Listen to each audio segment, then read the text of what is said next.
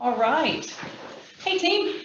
Thanks for logging on today. We're getting close to the end of the year. There's only a couple more of these left, eh? Cool. Cool. Craig's like, yes, thank you. No more webinars. But for today, we don't have our lovely Jono doing our introductions. So for those of you who will be on the session today, if you'd like to comment or chat to us, just make sure that you open up the chat function on your Zoom toolbar. It's not easy to say.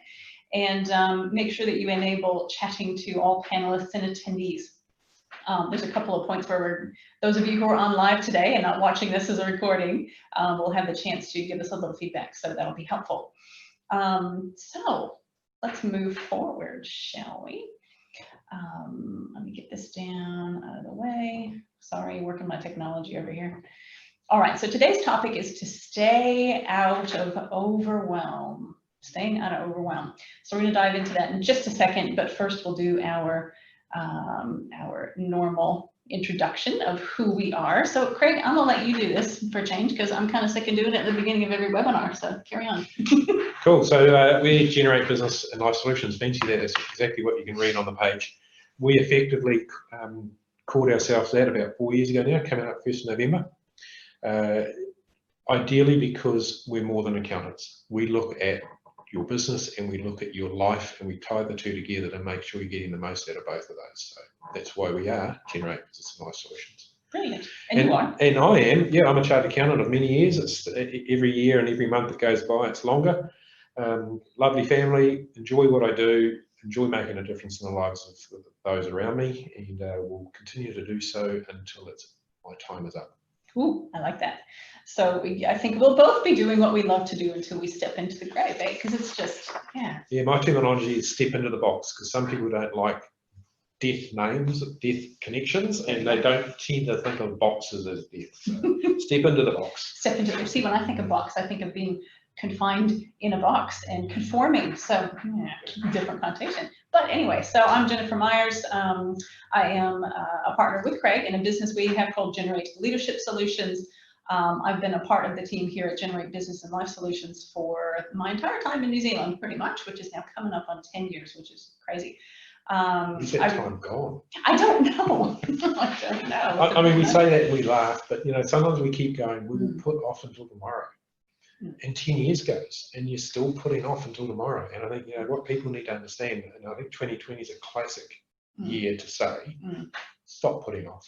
Yeah. Start doing, because time runs out quickly. Yeah, yeah. And none of us is getting any younger.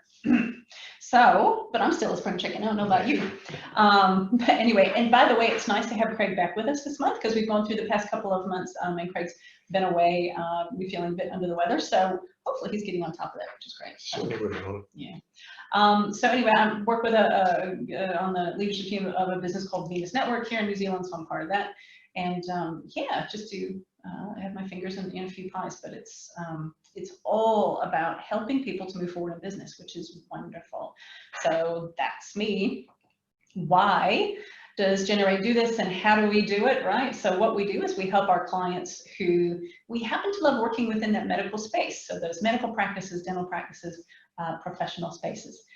We help with strategy, from clarifying what you really want out of your practice to planning to achieve the things that you want to achieve in your business, to help you to grow. And growth looks different for everyone, right? Everybody's got different views of what growth looks like for you. And exit, when it's time to step out of the room or away from the chair. What do you want to do next? What do you want to do when you grow up, right? So that's what we help you to sort out. How do we do that? We build relationships, we educate, right? We have access to heaps and heaps of resources and other professionals in related industries, which is part of our extended network, along with the resources that we have available to us to help you achieve what it is you want to achieve. And yeah, why us? We're here, we're in New Zealand, we come to you. We're small enough to be friendly and accessible, but big enough to have access to world-class material and world-class professionals in different industries. So that's us. So today, what we're going to be talking about is overwhelm. What contributes to that? How do we get in that space in the first place? We'll talk about the concept of margin. What is margin, and how does that play into potentially feeling overwhelmed? We'll talk about how to work with your brain so that you can be more productive while taking how your brain works best into account. We'll talk about setting boundaries. And then I've got a bonus resource for you at the end of the session, which I'm delivering live today. Instead of saying, let me know if you want the bonus resource and I'll email it to you, I'm making it super easy for you today. You're just going to get it. So make sure you have something to take notes on, because I won't send it to you afterwards. You got to listen. But that's happening. And then we'll share what the final webinar topics are for this year at the end. So here we go. All right. I'm sorry, my chair is squeaking. I'll try not to move too much. Doesn't it seem as if some people, when it comes to capacity, our capacity to handle work, to handle stress, to handle whatever, doesn't it seem that some people just appear more able to handle a lot before they become overwhelmed or stressed out, and others not so much, right? Those calm people seem to have the ability to juggle a whole lot and not really drop the ball anywhere. If they drop the ball, it's pretty rare. And others struggle when they're asked to do one task that's outside their comfort zone or what they're used to doing. Yeah, I was thinking as you're talking through that, they're like, in some ways they're like volcanoes. You know, the girl with the long hair looking tidy, she looks good from the outside, but you can be overwhelmed on the inside. Without showing. And so the external doesn't necessarily give you a good picture. I just wanted to highlight that, because sometimes, as you know, the volcano is the one that blows and does damage, whereas the one that's always bubbling away, like the mud pools, you don't necessarily have. So yeah, so just be aware. They're letting off steam as they go. That's right. So just be aware that, you know, while we're showing this as an example of, you know, what people might look like, this is the outside person, not necessarily the inside person. Yes. So these are extremes, just to get the point across visually, but absolutely the bubbler who lets off steam occasionally and says, and you get the occasional grumble from, is probably the person who just ticks along and doesn't need a whole lot of support because they're letting off steam. The one who looks, she does look a bit dangerous, doesn't she? The one who looks very calm and collected, she's got the crazy eyes. No, sometimes, people can give the impression that they've got everything under control, but under the surface, they're like, what the heck am I doing? How am I going to accomplish everything? So how do we explain this? What do we put this stuff down to? One, you guys, I'm disking the heck out of you this year because it's an awesome, awesome tool. So DISC is one of those things. Personality styles is one of those things that contributes to how we handle stress and how we handle overwhelm. So for those of you that have been with us a few times this year, you'll know that you will have seen this a couple times, at least over the past couple months anyway. Why do I keep showing it to you? Because DISC, behavioral styles, definitely play a huge part in how each one of us, and we're all unique individuals, handles pressure. And when you begin to understand DISC, not only for yourself and how you behave, but for your team, that's where the magic starts to happen. You begin to unlock really amazing insights into how to work better together and how to perform and reach your objectives. So to me, DISC is the best thing since sliced bread for teams. Well, if you like sliced bread, I would agree with you. If you like sliced bread, and I happen to like bread, so there you go. So how does this play into how we handle pressure or not? Those people who sit in that upper left quadrant that you see on your screen there, those dominant people, outgoing, task-oriented, they're just going to get on with stuff. However, and I had a client like this recently who was, interestingly, her profile was D. There was nothing else along with it. She wasn't a blend, it was D, which is the first time I've seen that, which is interesting. But she finds that she gets really resentful when she's very busy and feeling a bit overloaded. She gets resentful that nobody noticed that she was really overwhelmed and offered help. But yet she doesn't put her hand up to ask for help because she's a D and she can do it all. So. And she's probably internalizing it all too. So from the outside, she's the long-haired lass who's just stoic and with no issues. But inside, she's upset and she's feeling resentful towards her team, which impacts team communication, which impacts all sort of things. If you've got, so she, might become passive aggressive and take a swipe at others, when they don't feel that they're getting the help that they need. So keep your eyes open for that. If you've got someone on your team who's doing that sort of a thing, it might be that D, have some of that D tendency in their behavior. And they sort of set themselves up because they're so standoffish. Yeah. People don't connect with them as well. Yes. So understanding that helps you go, okay, you might be a D, but we can see your desk is piled up. Maybe we need to see if we can help, you know, and that's where knowing your people well helps at leading and managing them. Yeah, otherwise you're guessing. So if you disc your people, you will understand who is sitting in what space so that you know how to help them. Otherwise you're guessing. Yeah, and you may miss the mark. The I's, the people on your team who have I tendencies, the influencers, people-oriented, outgoing, are naturally disorganized. But they tend to get even more so and more scattered when they've got a lot on their plates.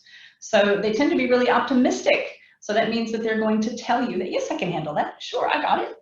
And they tend to overestimate what they can handle within a given space, and overestimate what they can achieve.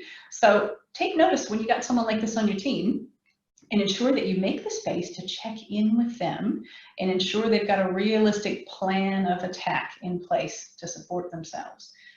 Remind them to stay focused because they tend to get a bit unfocused. And in terms of managing them and leading them, you also know that they'll put their hand up to be the dumping ground, but it means that it'll just be a dumping ground, nothing will happen as quickly as what you're wanting it to do. So that's why understanding their personality type means, yes, I can give that eye that job, but I just need to help them be directed with it because the probability is they'll sit on it. Possibly because they've got so many other things going on that they need to be redirected around to help prioritize what needs to happen first. Your S's, your people-oriented reserves. And I gotta say, from the conversations that I've had with some of you over the past few months, I have a feeling that there's a lot of you out there watching today who are have some high S tendencies in your behavioral styles. I'm willing to bet that.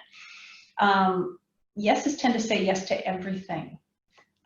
So they can be your folks who are most prone to becoming overwhelmed. And what do you do when a high S becomes overwhelmed? You've got one on your team. What do you mean, just one? Well, you do. You've got more than one on your team. However, we're going to dive into that in just a little bit more because actually a lot of the concepts we're covering today can be helpful for many of the styles, but they'll be especially helpful for the S's who are listening today. So one of the biggest things that you can do before we dive into the detail is to teach them how to clarify expectations with people who are asking them to do things. Because sometimes an S will jump and drop everything and focus on whatever's right in front of them rather than clarifying, do you actually need this right now or can I get this to you next week? So yeah, clarify expectations, tell them how to say no, teach them how to say no or not now sometimes. A big statement to teach an S to say no, but realistically to help them from being not overwhelmed, they either need to learn to say no or be helped for somebody else to say no on their behalf. So it's about, once again, coming back to knowing your people. Knowing your people, knowing how to help them best. And just because they're an S, but I've got a few S's in my team, which is great because you want people in your team that think about other people. They're great team players. You know, they're great team players, but they're not all the same. They might all be classified as S's, but you still need to understand them in their own square to get the best out of them, because what will turn one S on will turn the other S off. Because didn't we talk about this one time, you and your sons have identical personality styles according to their DISC, the front page of their DISC report, but when you dive into the report, it's quite different. They express differently. So those qualities, you could be next to someone who's the same letters as you, but how that expresses in your life based on your environment, how you've been raised, all sorts of things, your work can express differently, which means that your people have different needs. So sometimes an S could use a little help with structure. They're the ones that are going to be landscaping the floor of their office with piles of paper, right? Making nice little skyscrapers. So sometimes the S's need a little help with how to create structure around that and how to create a plan to prioritize the big pile. Compliance, those folks who are in the left lower quadrant, the reserved, task-oriented people. And I also happen to know there are a fair few of you out there as well, from who I've spoken with, are methodical in the best of times. And I think may tend to withdraw a bit and become a bit possessive when you get a bit overwhelmed. And you can speak to this. Can I? You can. Are you saying something? No. You're a C, you're all high C, right? That's part of your profile. My take on it, and you tell me if I'm wrong, is that sometimes they feel like they need to do it all because nobody else can do it as well as they can. And so they tend to create a lot of their own problem. Oh, yeah, 100%. Yeah, 100%. Dotting the I's, crossing the T's, making sure 1 + 1 always equals 2. You're the only one who can do it, you know, and it is difficult to pass on unless you understand there's a necessity to pass it on. Otherwise, in the same way where a personable person who's an S will be overwhelmed because of them saying yes to everybody, a C will get overwhelmed because they're keeping too much to themselves because they don't trust other people to do the work. Yes. So that's the key. Building trust with your team. You as a leader, and I'm going to talk about leadership here in a little while, but you as the leader of your team, I'm going to get on a soapbox. Here we go. You as the leader of your team need to be stepping up to develop your team and develop their skills and develop their abilities so they can help you and you trust them to help you, right? Because if the trust isn't there and you've got a C on your team, you're just, they're always going to be keeping stuff, right? They're not going to want to let it go. So develop your team with the skills and the ability for them to step up and take some ownership of learning new things so that the C's can trust them and spread the work around. I'm going a little bit deeper with what Jen's just said. You know, we're approaching this DISC profiling with regard to you as the leader, you as the manager. But if you can get your team understanding this, if an S can understand how to talk to a D, how a D can understand how to talk to an I, and understand their strengths and weaknesses, it makes your job as a leader easier because they're self-developing. And so they are making those connections. So myself as a C can understand what's happening with the S that I'm dealing with and can sort of go back a step and go, okay, they are an S and therefore I need to think about dealing with them in this ABC structure. Putting my C hat on, ABC. Absolutely. You know, and I can apply that. So don't think we're talking about this just because we're targeting what you're doing. We're also targeting this because from the individual level, from your team level, them understanding it themselves will also make a huge difference. But you as the leader of the team need to start that process. Correct. They're not going to do it for themselves. You need to start that and be the example and lead, right? All right, so what else can cause us to get into overwhelm and really limit our capacity to achieve all we want and need to?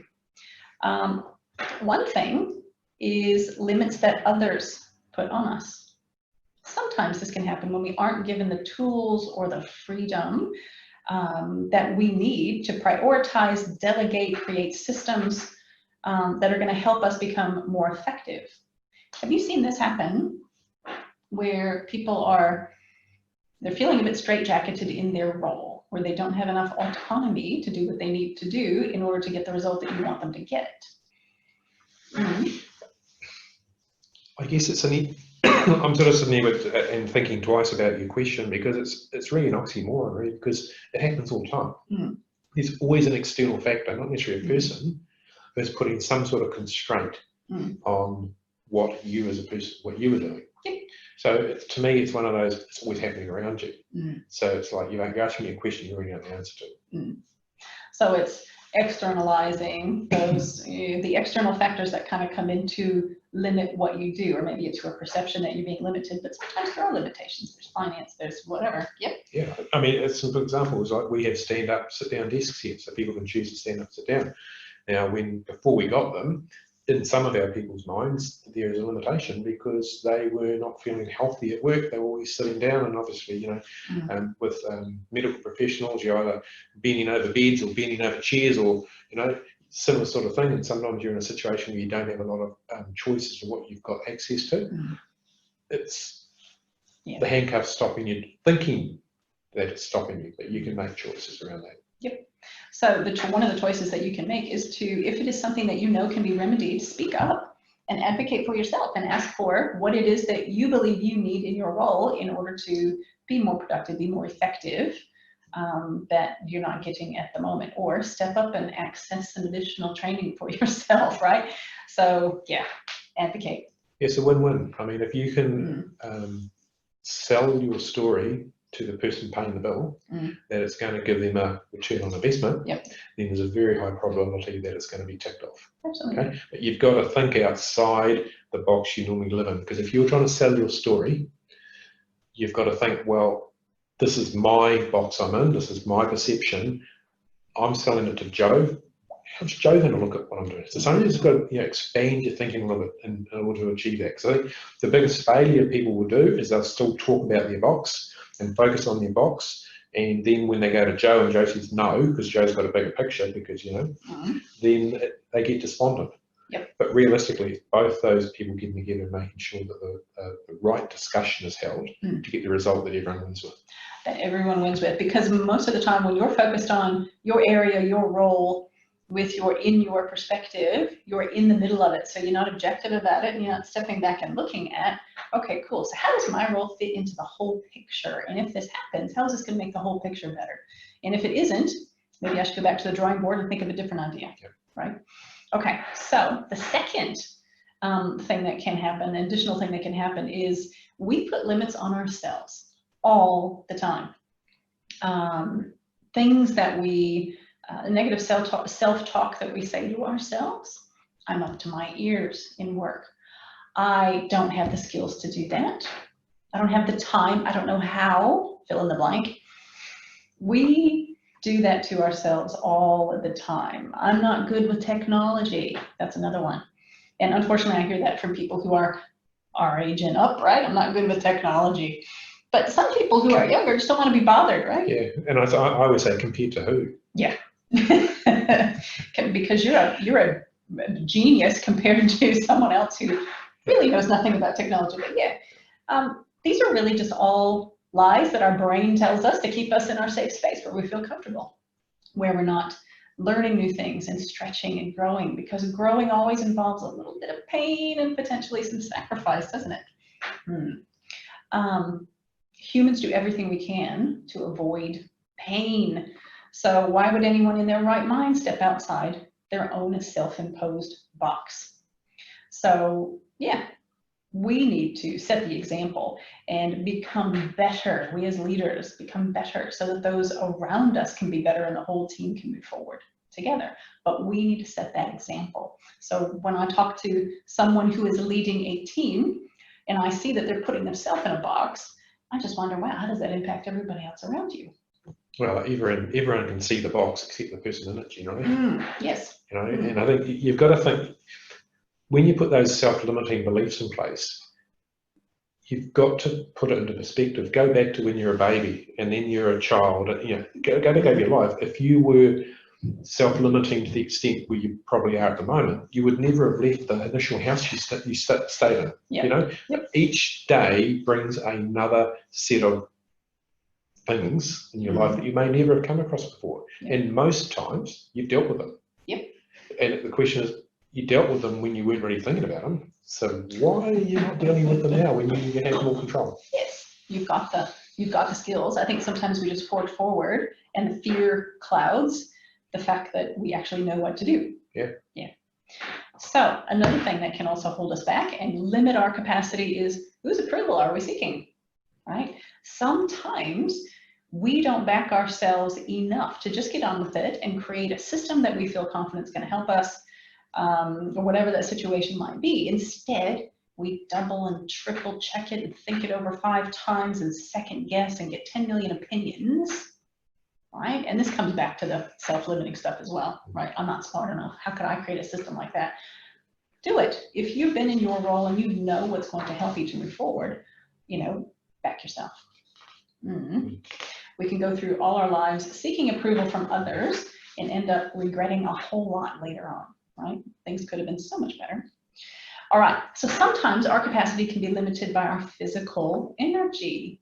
And this has been happening for you for the past couple of months. A little bit outside my control. Yeah, I know. You know, but I think I've got a very good team here who have covered for me when I just very quickly hit with the virus in August, got back on my feet, and then it probably hit a second time. And no, it's not the COVID-19 virus, Yeah. just for your purposes. But effectively, you know, that having built the team up, they've supported me. The clients are understanding, because at the end of the day, things happen. And I think what it comes down to is the way you deal with the situation you're in. I could choose to be, you know, dour and depressed because, you know, pretty much I've got headaches all the time, different levels of headaches. If it gets too bad, I take some Panadol. If it gets really bad, I take some codeine. Obviously, the way I can work at those different levels are different, but I choose to say, well, life's too short. It's one thing you were learning through 2020. Life's too short to have regrets. Life's too short to go, well, I'm just going to be dour about it, and just make a choice. And in the last couple of ones that I've missed, because I've pretty much been flat on in a bed crook, and I haven't been able to get here. So I'm here today, still got a headache, doesn't matter, because I'm out here, I want to make a difference in your life, so we're here. And we would never know that you have a headache, Craig, so that's great. In this instance, sometimes our, you know, what's been happening to Craig is out of his control, as it will be in many situations, but sometimes our environment that we're in, right, or the team that we're surrounded by, or sometimes the tasks we need to do in our role just suck the energy out of us and just drain us sometimes. And in that instance, I think it pays to do everything in your power to work to your strengths, or work in your strengths, because that generally tends to energize us. You got up to come to work today, and it's probably enjoyable to think that you get to do this as part of your day because you're adding value to people, right? So that gives you energy. So do things that charge your batteries as much as you can, rather than activities that drain you. Another thing to think about too are, if you know what recharges your batteries, how close are those recharging stations, and how close are the things that give you energy? If you were with us a few months ago, we did a session about resilience, and we talked about your personal attitude SOS kit, right? When you're really feeling down, what can you tuck away in your office, in your work environment, wherever you need it, that you can just access in those quick little moments during the day that you need a little juice of energy, right? And how accessible is that? Help yourself, right? To put those things in place where you can access them when you need to. So when it comes to your environment being the energy vampire, step up, upskill yourself with a bit of leadership training, so you can cultivate a culture of lifting among your team instead of leaning. You want team members who lift each other up instead of lean on each other, right, in a bad way. And I think you've got to be mindful of how that recharging happens. You've sort of touched on it a bit, but I think the classic for me is I've got an iPhone. Why? Because it's a phone I got given 3 years ago and I haven't moved off it. But recently replaced it because the battery in the other iPhone was pretty much a dead duck. Didn't matter how often I charged it, it didn't go anywhere. And when they pulled it off the back, it was pretty much melted. So what they were saying to me is, you know, I thought giving it a good charge overnight was the way to go. What they said is, give it charges throughout the day, give it an hour at a time throughout the day so that you get the full charge by night time. So when you're thinking about recharging yourself, sometimes you think, I'll get through this 8 hours and then I'll go to the gym for 2 hours and I'll recharge. You actually may be doing more damage by doing it that way. You're probably better to, you know, do a 2-hour work break and then go for a 15-minute walk. And do those little recharges more often throughout your day while you're doing stuff. Yeah, which is actually the concept that we covered in that resilience session, which is little recharges throughout the day can help you to perform, be more focused, to be more effective, and to actually go for longer without crashing. I know from my personality style, I work, and then sometimes I'll hit the wall and I'll be useless for a day, totally useless. And, you know, for me, when I'm recharging a little bit more often, instead of just run, yeah, I'm much more effective.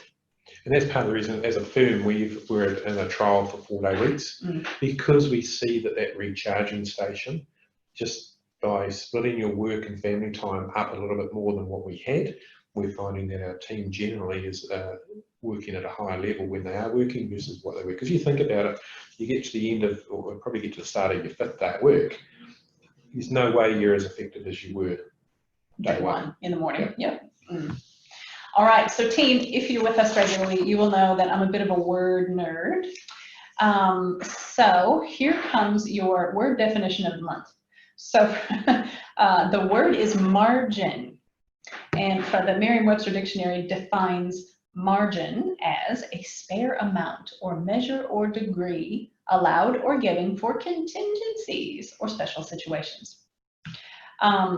So ensuring that we give ourselves, and this goes back to what we just talked about, margin in the day to recharge, to plan and take care of things that come into the day that are unexpected.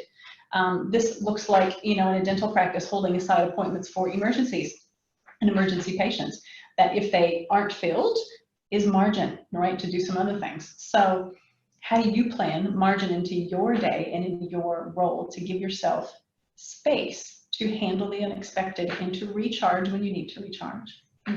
And as we're an accounting firm as well, generally the word margin is to do with numbers. So your gross margin, what is that? That is that space to cover the next level of costs. Yep. Your net profit margin is that space to give yourself something to live on and to pay debt off or to buy capital assets. So same scenario, I'm just putting a number crunch on it, yep, and we're putting a people crunch on it. Yep, absolutely. All right, so really what we're talking about is being able to allow time for margin means that we've learned the art of effective prioritization, right? That's going to allow us to gain the highest ROI, or return on the time investment that we're putting into certain things in our day.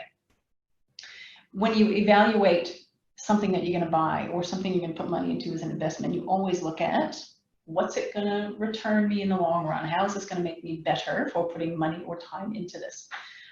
So I like to say that concept of return on investment is kind of like, bang for the buck. How much bang for the buck is this activity going to get me? So which activity is going to give us the best bang for the buck and take us forward fastest? Now, you may have seen this tool before. I'm bringing it out again because we're talking about efficiency today and staying out of overwhelm. This is such a classic. It's the Achiever Matrix. So the Achiever Matrix basically says everything that happens in your day has an element of importance and an element of urgency. Some things are more important than others. Some things are more urgent than others.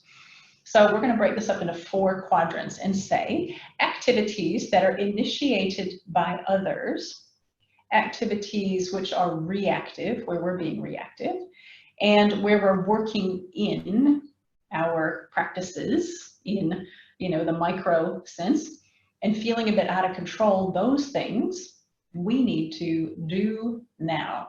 Get them off your plate, take care of them, because they're highly urgent and they're highly important. Now, highly important things mean that they need your specific skill set. So these things need you or something that only you can do, and they need to be done now. Things that we initiate, that are self-initiated, meaning it's proactive activity, we're thinking ahead, we're strategizing, we're planning. Those things are working on. So instead of working in the day-to-day, we're taking a step back, we're getting a little distance, and we're saying, looking at the whole picture and saying, all right, how can I do this better? Those things make us feel much more in control. So those activities, we need to ensure that we're booking time into our week to handle.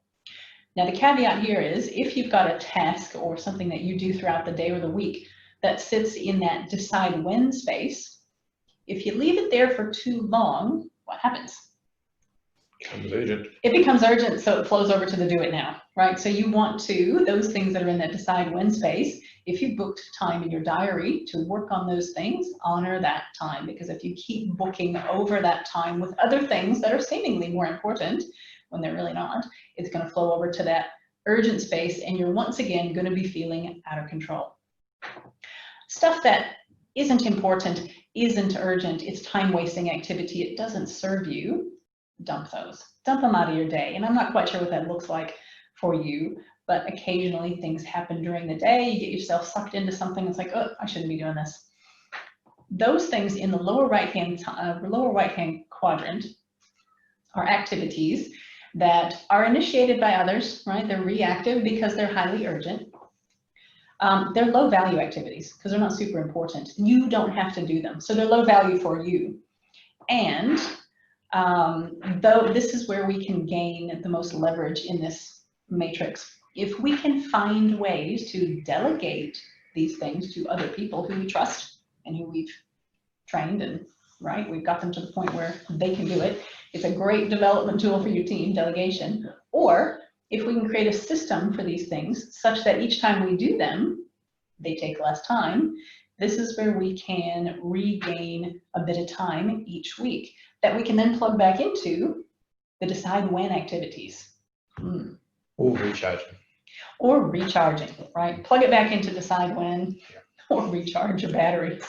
So again, this matrix helps us to protect our focus on those things that are high value activities for us in our role. Now, talk about protecting your focus. There's a guy named David Rock who has written a book all about working with our brains to help us be more focused, more effective. And the book is called Your Brain at Work. So he's a neuroscientist, and he's still around, and the book's brilliant. I read it a few years ago, and there's so many great things in here that it's a bit of a hard book to get through because there's so much stuff in each chapter.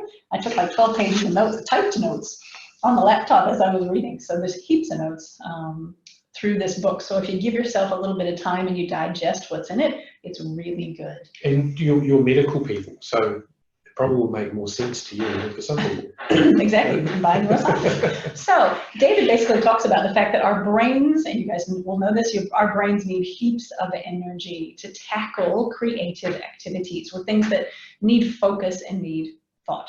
So this is sorting out a process, writing a letter template for a client, responding to someone who's not happy, having a hard conversation with a team member. Those things really take being on our game and being present and being focused to be successful. So David talks about doing everything you can to ensure that you put or you plan activities like this into parts of the day when you know you're fresh. So are you a morning person or an afternoon person generally? I'm an evening person, but generally from a work perspective, just that I'll do it in the morning, because by the time the day drags on and you've given all that energy to doing stuff for your clients in the morning, you're a little bit drained. And then I sort of wake up again at about 9 o'clock. You get your second wind. Yeah. So it depends on you, right? I'm an early morning person. I usually wake up between 5 and 6, and that's a really great productive time for me. My brain is raring to go. By 2 o'clock in the afternoon, I'm toast.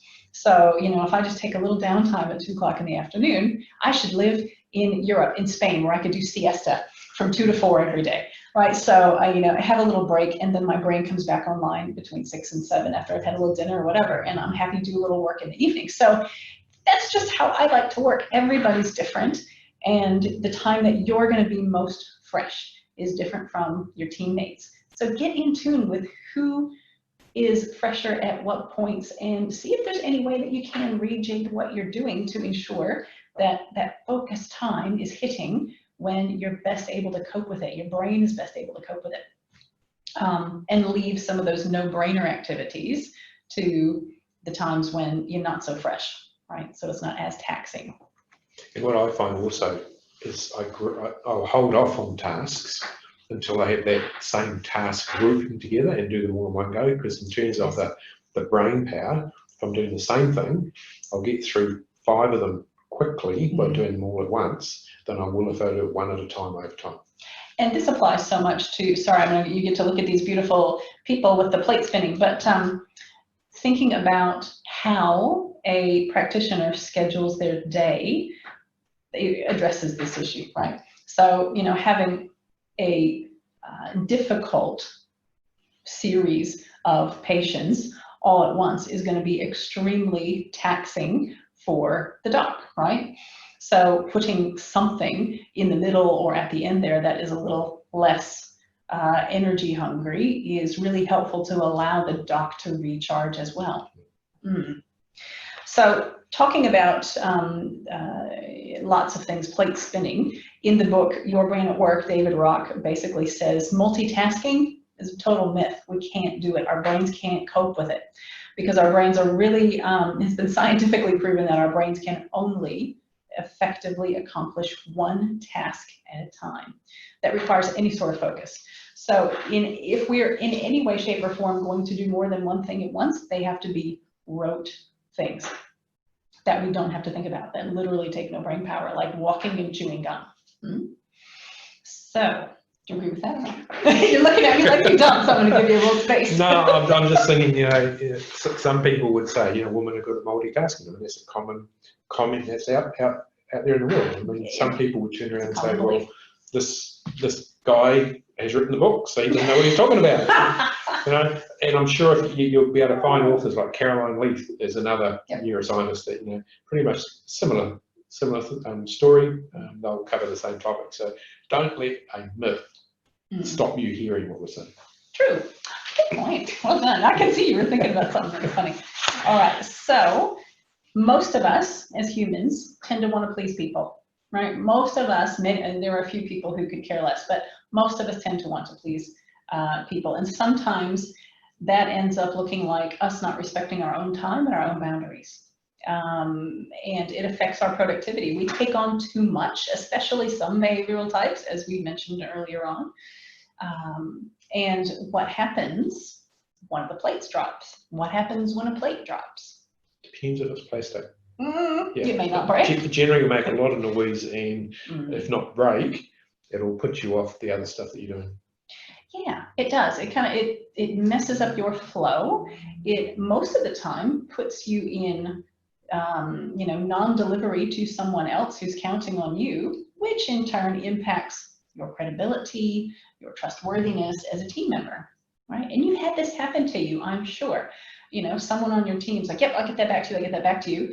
It never happens, and you're a little bit less likely to give them something to do next time. So yeah, there's ripple effects. So you do not have to be Superman or Superwoman out there in your practice. I promise that you don't. Learn to lead and learn to develop those around you to be able to take on responsibility, right? And this goes back to what we were talking about earlier about ensuring that the people around you are competent and accountable. Yeah.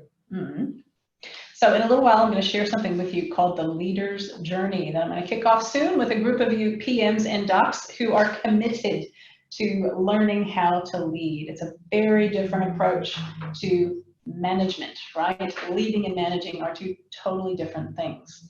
So one is so much more effective and rewarding. So I'll tell you about that in a minute. So what can setting boundaries look like? What can setting boundaries look like? Redirection. Is this like when you're training a puppy? I don't know, don't look at me. To put a very blunt point on it. Redirection. If you've got someone who's doing something that distracts your focus and constantly interrupts you. Sorry, I should have given you a little more background. Who constantly interrupts you, or who's constantly demanding of your time at a time when it's not appropriate, then you learning the art of diplomatic redirection is really important. And look, we do that. I mean, we joke a little bit between ourselves in terms of what we do and don't know. I'm an accountant. I'm CDS sort of connection, So I've brought my S up in terms of caring for people in my terminology, but I can be pretty straight and number focused. But really, what we've done from a redirection perspective is that we have what we call closed door days. So our team have the permission to close their door to keep distractions at a bay for those times when they need to focus and meet a client's expectation. So, fully support the redirection. And look, there are some people out there that are quite noisy, quite focused on people watching and doing what they do. It's a bit like that shining light.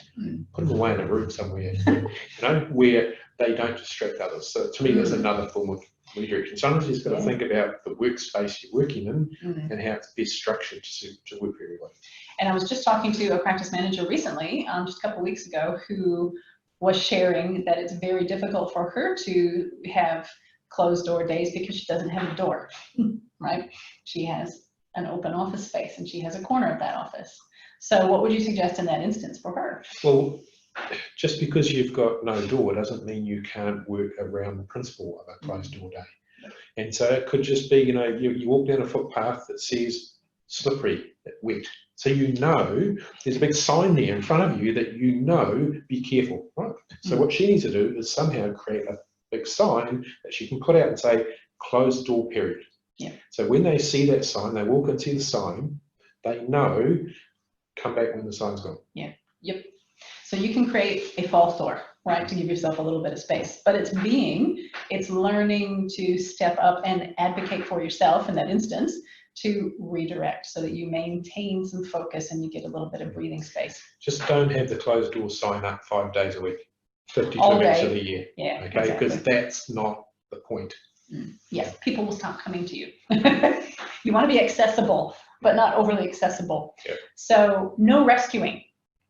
I think sometimes a focus breaker or a productivity breaker is when you feel as if you need to jump in and rescue someone else because they've dropped a plate. So no rescuing, right? When someone comes to you and says, you know, waving the hands and going, I don't know what to do, as Craig and the team, leadership team have learned to do, is kind of turning it back on the person and saying, okay, cool. So in this instance, instead of asking me to solve it for you, what would you do? Yeah, I'd rather have a wrong answer or a slightly not full answer, because they'll grow and there'll come a time when they give that 100% answer.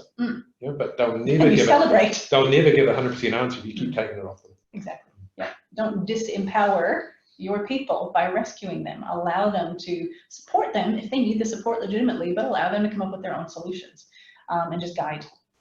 So clear expectations, setting clear expectations around how you communicate with each other, around when you communicate, you know, can really help you to put some boundaries around your space and around your time. Clear communication. I think sometimes imperfect, just like earlier on when I said redirection, what does this look like? That's imperfect communication. You had no idea where I was heading with that or what the back context of it was. So make sure when you're communicating with your team that you're clearly communicating. You don't have to go back and re-explain. And I have a saying that I live to. Communication is the response you get. Now, it takes a little while to think, what does that actually mean? What it means is communication is two-way. Just because you have said something with a clear expectation of what you've said doesn't mean it was heard that way. And so if you don't get what you asked for, you need to review how it was communicated, because it could be you didn't communicate properly. Absolutely.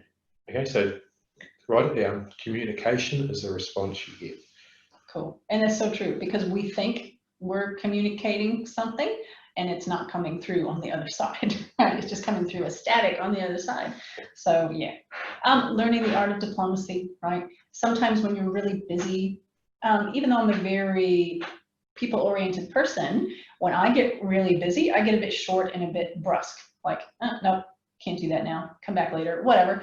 Make sure that you're practicing the art of kindly redirecting, of, you know, sharing the good with the bad, of making sure that you're praising along with coaching, right? So diplomacy is really important as a leader with the team. And learn how to say no. This goes for you too as a leader of your team. Learn how to say no.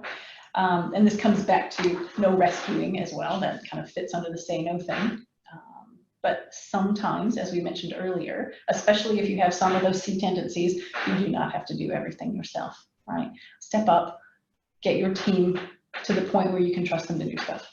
And I think a little bit extra on the say no, set an environment up where it's okay to say no. Yes, yeah. Okay, because if that's not in place, then you can struggle to say no because you think, I can't say no because the boss expects me to do that.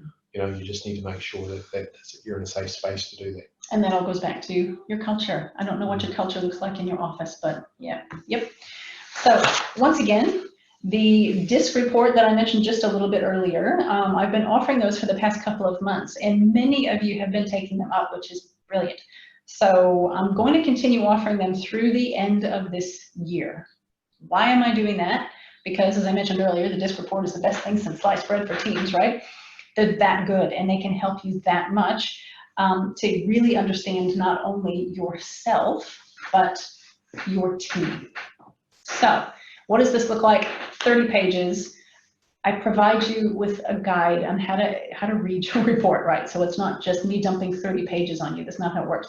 It's a 30-page extended disc, which includes information about what you're really good at, what you could use a little bit of work with, how to communicate better with those people who aren't exactly like you, and nobody's going to be exactly like you. The do's and don'ts when communicating with you, and that's a great tool to share with your team. And your power disc, which for you as a leader of your practice, tells you what areas of leadership are your strengths and which are not so much, so that you can focus on working to your strengths. Now, this normally goes for $125 plus GIST. Through the end of the year, we're offering it for $89 plus GIST. This comes with a little 15-minute one-to-one with me over Zoom or the phone to kind of go through what this means for you and how you can put it into practice. Great tool. So if you're interested in getting your disc, or maybe getting discs for your team, type disc in the chat box right now, and I'll get back to you over the next 24 hours with what you need to do next, right? And just for those who are watching this webinar not live, that's December 2020. December 31st, 2020, yes. Yep, but also I'm going to throw an extra in there for people. If you're thinking about Christmas presents for your children, who are sort of getting to the end of their high school and they're going to be starting to go into that business or go into workspace, $100 roughly what it's going to cost you to get them a 30-page report to understand themselves better, and it's going to help them with starting out in life. Absolutely true. We have access, as members of the John Maxwell team, we've got access to really powerful these DISC tools that apply to a number of different situations, and one of those is for, career. What are your career strengths? What strengths can you be working towards as a young person just heading out into the world? Yep. That's cool. Good reminder about that. All right. So team, let me go forward. All right. And I'm really sorry, but I don't have time for you to talk to me today. So if you have feedback for me and you're watching this recorded, email me, right? I'll give you my email address in just a little bit. Tell us what you've learned from today that you're going to take away and implement, that maybe you're going to stop doing that's holding you back. What can you stop doing? What can you take out of your week so that you can be more productive? What can you start doing that's going to help you be more in control and more productive, right? So give us a little bit of feedback. We love that stuff. All right. So something else I'm going to be starting real soon is the Leader's Journey. I mentioned a little bit earlier, I'm kicking off a very small coaching group called the Leader's Journey. And if you're leading a team in a practice manager capacity, or maybe you were promoted into your role, and now you're leading people that you used to work alongside this, and you've never received proper leadership training, this is for you, right? Your team and your practice will never surpass or outperform you as the leader. Your leadership ability is the lid or the limit or not on your team's and your practice's potential. So the Leader's Journey program, it's one of the most robust curriculums I think I've ever seen for working on self-leadership and making those critical mindset shifts, because that's the difference between leading and managing, is your mindset. Necessary to move forward powerfully with your team. So each session that we have is focused but relaxed. We're going to do it in a Zoom virtual setting where we can see each other and talk to each other, which is great, and get to know each other and share knowledge and share learning. So it's just a wonderful time of developing your ability and giving you practical applications so that you can go away and practice the things that you're learning. Because if you can't put what you learn into practice, it's a bit of a waste of time, right? We'll talk about the specific qualities you need as a leader, the mindset shifts you need to make, and you'll come out of the process with more confidence and so many more tools to help you and your practice move forward. If you're watching this, if you're hearing this now, do me a favor, and either, if you're on the session, type journey in the chat box and I'll send you more information. If you're watching this as a recorded session, drop an email to us, and I'll tell you how to do that in a minute, and just let us know you want more information on the Leader's Journey. So what is your bonus for today? You're going to get this live. Take some notes, right? Because you're not going to get this afterwards, so you're going to get it now. This month's bonus is the 9 principles of highly productive people. So we're going to blow through these really quickly because it's 5 minutes to the hour. So here we go. Number 1, whoop, people who are highly productive visualize a perfect outcome. They know exactly what it is they want to achieve and how they want it to look. So you go in with the picture already in your brain. They also start working before they know how to do what they need to do. So they make a start. And this is what we were talking about earlier with some of those personality styles who are going to want to suss out all of the how first before they take the first step. And for everyone out there who uses software, which is most of us, this is what they do. They start working before they know how. You know, pretty much they get to 80%, shove it out there, and then learn as they go from that point on. And we're so used to it. We're so used to the quirks, but that's because they practice this principle. Absolutely. So it's sometimes we talk about on the leader's journey, we talk about jumping and building your wings on the way down, right? So it's jump before you know how you're going to fly. Okay, my clicker's not working very well. Here we go. Fail fast. Fail fast. If something's not going right, if you know this is not the path that you need to go down, stop and do something different, right? Fail fast. Stay focused longer than others. Productive, highly productive people stay focused longer than others. And it's because they've learned how to protect their focus and they practice some of those things we talked about with boundaries. They also inventory their skills and resources, right? Inventory skills and resources and figure out what they need in order to be successful and to move forward, right? And they ask for what they need. They advocate for themselves. People who are highly productive stop doing what they're not great at, right? So they offload that stuff and work to their strengths. People who are highly productive tune in to their team every day. What is the vibe of the tribe?